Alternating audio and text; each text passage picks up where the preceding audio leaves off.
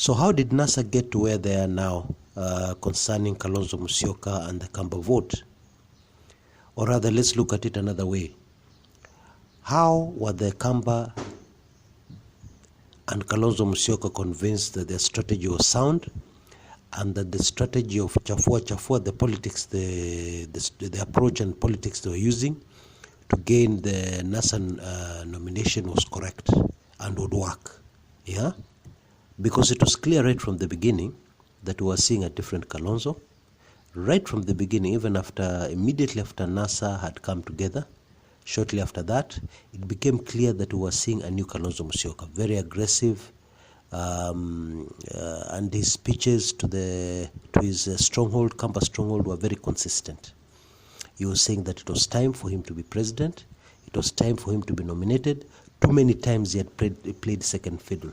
Yeah? His speeches were clear. And I think even from that early beginning, now if you look back in retrospect, his intentions were clear right from the beginning. So how did they get into this particular situation? What kind of advice or what motivated what we have seen unfolding? Well, to be fair to Kalonzo, he has played second fiddle a lot of times. That is a fact. Many times he has given way to other candidates to stand. And, sometimes it's not by choice. And this started right in 1997, or rather 2002, not 1997, 2002. You remember when Moi was retiring, Moi was going out of politics, and Kanu needed to nominate a presidential flag bearer. Kalonzo was one of the front runners, if I may remind you. And, things went the way they did. Uhuru Kenyatta was the person who was nominated to stand for Kanu.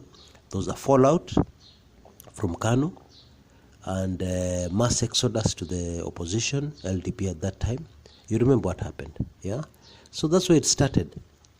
And then from then on, Kalonzo has always been at the forefront, wanting the presidency, and it has never happened. Or rather, wanting a nomination to be on the ballot, and it has never happened.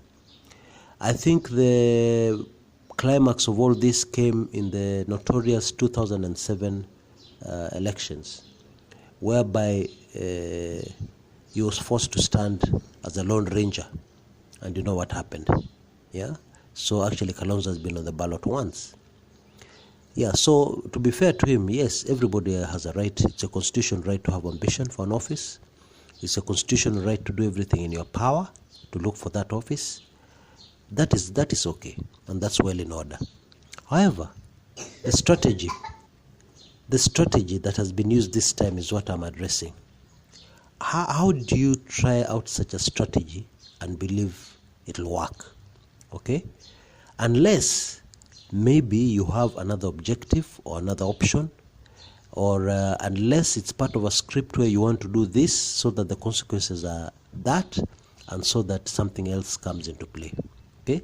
That is a big question political analysts are asking right now.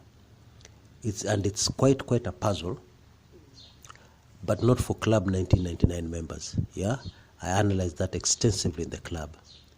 This is Chris Kumekucha. Thank you very much for listening to me. Bye.